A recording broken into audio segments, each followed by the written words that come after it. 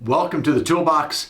My name is Josh, and this video I'm going to go ahead, and if you saw the warning before I came on screen, this one is going to be pretty direct and there is going to be explicit language because I get really fired up about this topic. We're going to talk about no complaining today. And when you look at complaining, we're going to kind of break it down into a few pieces, and we're going to start with negativity. Most people are attracted to negativity and drama. It's so much easier for them to build their own theories around the negativity, around the drama. It provides opportunity for fabricated excuses because honestly, most of the time, the truth is not as exciting. So people are really drawn to complaining and drawn to negativity and constantly sharing that with the people that they're around. This particular training is going to be specific to your workplace environment. I will tell you, and you will see as we go through these, I despise complaining. I think it is one of the most toxic, cancerous behaviors in a business and in a culture. It is also one of the reasons that chicken shit leadership exists. So looking at negativity, understanding that people attract themselves to that negativity. They kind of latch onto or emotionally bond with that negativity because positivity is too difficult. You have to have the mindset to understand positivity. And I don't mean foolish optimism. That's not what I mean at all. But understanding that positive mindset or that negative behavior that you're seeing, whichever one it is really a reflection of what's internal. So if I see someone that is negative, that is complaining, that is pessimistic, I see somebody that internally is struggling a lot. They don't have an internal dialogue that promotes positivity or success. They don't have healthy relationships. They don't have a healthy relationship with themselves. Possibly they're not even taking care of themselves. They don't have good relationships with money. They've always seemed to be on the short end of whatever deal, whatever workplace, whatever relationship, whatever excuse it is that they can fabricate. They're going to express that in negativity. So understand, if you find someone or work with someone or see someone that is just constantly negative, that external is just a reflection of the internal. Negativity is followed by gossip. Gossip is defined as complaining to someone about something or someone that cannot fix the problem. So if I'm on an install crew or a field crew and I'm complaining to my fellow installer about the salesperson, well, that person I'm working with can't fix the problem. So I'm just gossiping. This creates what they call silos in business. So when the sales department is against the install department or the work department, which is against the management department, that creates silos. And people continue to gossip about other silos. Gossiping to the client creates a negative experience. This is one of the things that always really surprised me is people would go out into the workplace and work with the client. It doesn't matter if it's commercial, residential, in-house. It doesn't matter what you're doing. If you're working with the client and you're complaining and you're gossiping to the client about your boss or about the person that you're working with or about your home life, you're just kind of imposing your negativity and your poor mindset onto that client. I can promise you they don't want to hear it.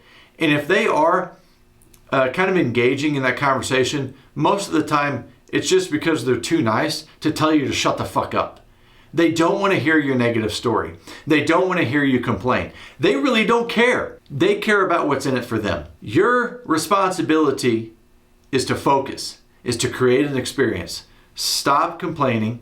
Stop being negative. Stop gossiping. Here's the best way I can help you understand it. Gossip and negativity are like vomit. The moment it comes out of your mouth, it makes everyone around you sick. Stop the gossip. Complaining This is something that also shocks me about small mindset people, about people that fabricate excuses and complain all the time. Complaining is not problem solving. Yet so many people treat complaining like it's problem solving. For example, though, they may say, well, I told the manager about it, or I had a conversation with him about it. I told the sales team, we can't keep doing this. They confuse complaining as problem solving.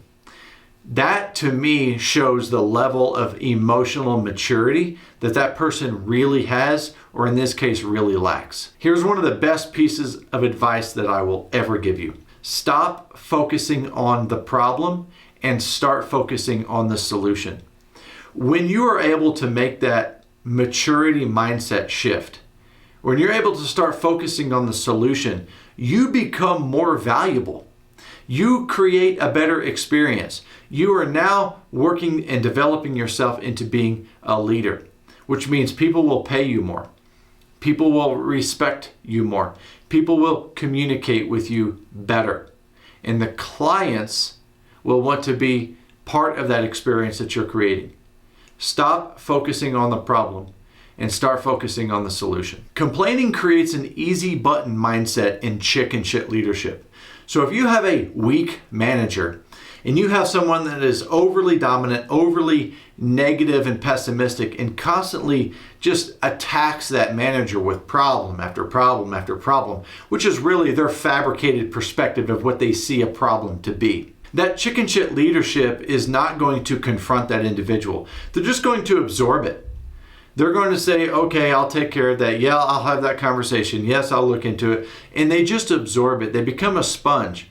As you absorb that, you yourself are going to be negative. When you have someone that is being negative, is being a complainer, is gossiping, is being toxic to that culture, and they're getting paid, what that really says is that you are rewarding that behavior. When you have someone that isn't producing or isn't doing the job well, you would have a conversation with them about their production, about the level of quality or standard or production that they have, and they're going to have to meet these standards. Yet when we have someone that is fucking toxic in our culture, we just accept it.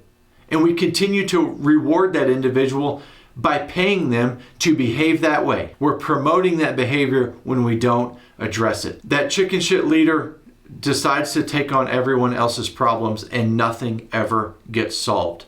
So that behavior is now repeated in somebody else.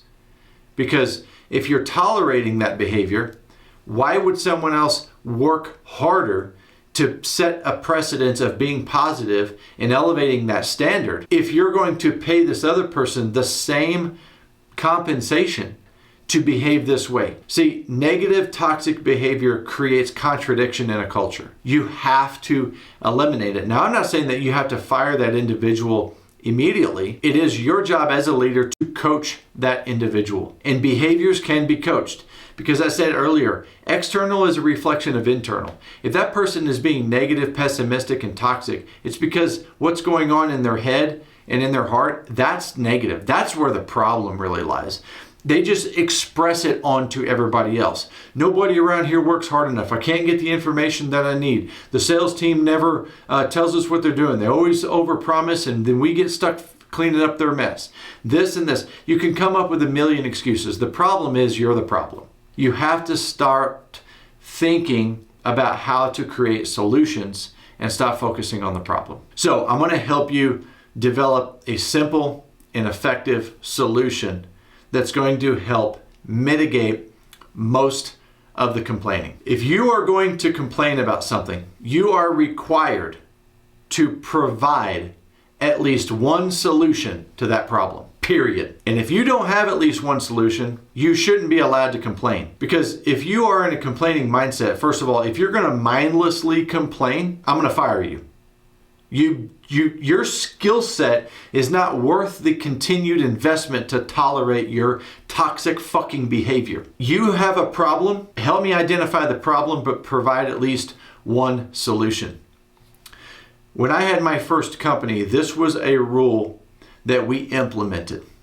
And the immediate turnaround that we had, the immediate return on investment for this was one of the largest impacts that I had in creating a positive culture, because now everyone on the team started to police each other.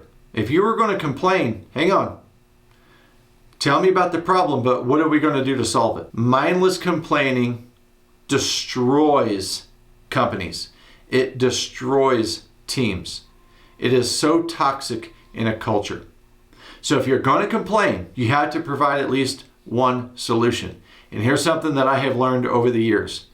There's not a single ego that's big enough to take the blame. So get your ego out of the way, fix your shit, stop complaining, stop being toxic. And leaders, stop rewarding that behavior. Stop tolerating that behavior. This right here dictates the standard in your company, the behavior that you accept and reward from yourself and others around you. And if you are the leader, you have to understand this applies to you tenfold, because you have to set the example. You have to be the standard. You have to express through systems, communications, behaviors, support, reward, consequence. You have to make sure everybody understands what this really means. Stop complaining. Provide at least one solution.